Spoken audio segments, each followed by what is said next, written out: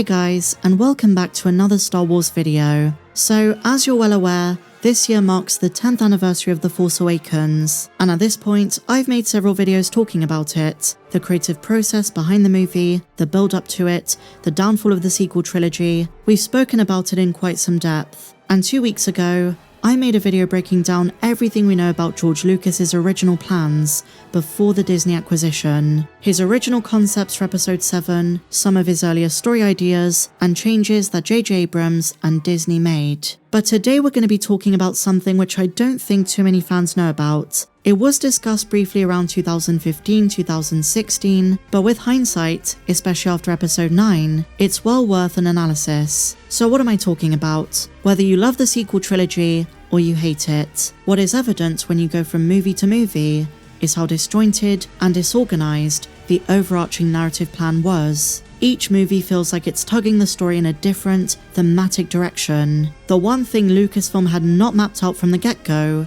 was the origin story and lineage of Rey. No matter what Kathleen Kennedy might say, they did not have Rey Palpatine planned from the start. As the trilogy evolved, and this was confirmed by Daisy Ridley herself, there was some toying with the idea of her being a Kenobi. Then for a while they decided to go back to Rian Johnson's idea of Rey being a nobody. Then in Colin Trevorrow's Episode 9 she was going to be called Rey Solana. But in the end, for The Rise of Skywalker, it was revealed that she was a Palpatine, Darth Sidious's granddaughter. And this Palpatine lineage concept emerged very late. It was around mid-2018 when Chris Terrio and J.J. Abrams decided to craft a conclusive finale to give Rey a dramatic and dark heritage that she ultimately had to overcome. But now that all is said and done, ever since the trilogy wrapped up, some fans have pointed out that with a bit of loose interpretation and a fair amount of coincidence, there's actually some accidental foreshadowing of Rey being a Palpatine in Episode 7 and 8. And let me just reiterate,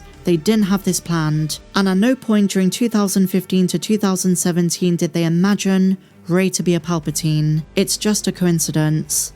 So for fun, I went back and rewatched The Force Awakens with that idea in mind, trying to spot any conceivable Palpatine connection, even though this link had not yet been established. So I went in like a skeptic, and I have to admit, it felt like a stretch. If you want to talk about the most obvious connection that everyone draws between Rey and Palpatine, it's the way she fights with a lightsaber at the end of Episode 7. The persistent, aggressive jabbing motions resemble the way Sidious fought Mace Windu in Revenge of the Sith. But if you're talking about Palpatine being the mastermind behind Snoke and being the secret villain of the trilogy, there isn't much foreshadowing. If they really had this in mind from the get-go, they should have teased something at the end of Episode 8. Maybe at the end of the movie after Snoke's death, just like in the Episode 9 trailer we hear Palpatine's laugh.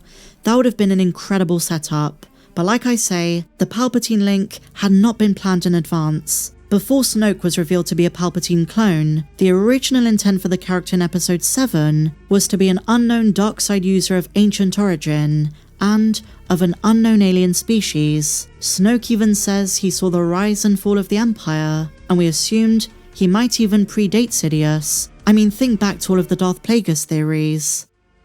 So when rewatching Episode 7, there isn't much that points to a direct link to Palpatine, but with some liberty, certain lines can be reinterpreted to be Palpatine talking through Snoke. For instance, feeding into Kylo's obsession with Vader. But what really stood out to me was a line from an early draft for Episode 7. It didn't make the movie, but was included in Alan Dean Foster's Novelization. In this version, a mysterious, unknown dark side voice speaks to Rey during her fight with Kylo in the snowy forest on Starkiller Base. Now, due to the voice and the inflection in the audiobook, it's heavily implied to be that of Snoke. But in retrospect, given everything we know from Episode 9, who created him and used him as a puppet, it's an accidental retcon that works surprisingly well. Check this out. With heavy breath, Rey looked up in disgust at Kylo looming over her. "You're a monster," she exclaimed. "A monster? No. You need a teacher." Insistently, he said, "I can show you the ways of the Force." The Force? She shook her head, confused. That was what this was all about? Instead of moving to defend herself, Rey decided to close her eyes, lightsabers locked. Ren hesitated, confused by her actions. And then, he sensed a change in the air, a change in Rey. Then she opened her eyes again and attacked, viciously, in a way she didn't know she was capable of, striking again and again as Kylo was slowly driven back. The flaring energy from the interacting lightsabers was more pronounced, and in the flurry, she struck Kylo down. Weakened, he reached out towards his lightsaber, trying to draw it to him. One downward cut, one final strike, and she could kill him. And then suddenly, the landing lights of a shuttle appeared in the distance, coming over the trees in her direction. She had to make a decision right then and there. And then, and here's the big bit, my friends, a voice appeared inside her head, and it spoke. Kill him. It was amorphous, unidentifiable, raw, pure vengeful emotion. She recoiled from the voice, from the dark side. The world shook beneath her as the ground began to split. Turning away from the injured figure, she ran back to where Finn lay badly. A deep gully formed separating her from General Hux and the arriving troopers.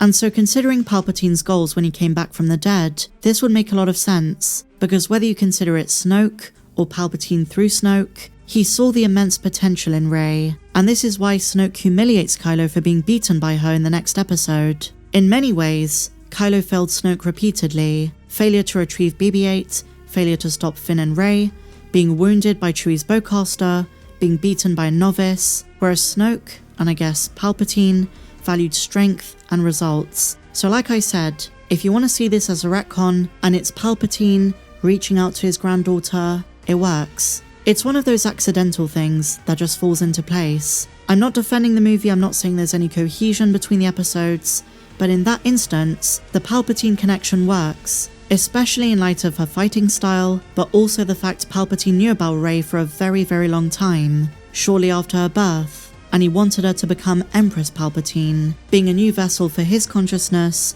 and embodying all of the Sith.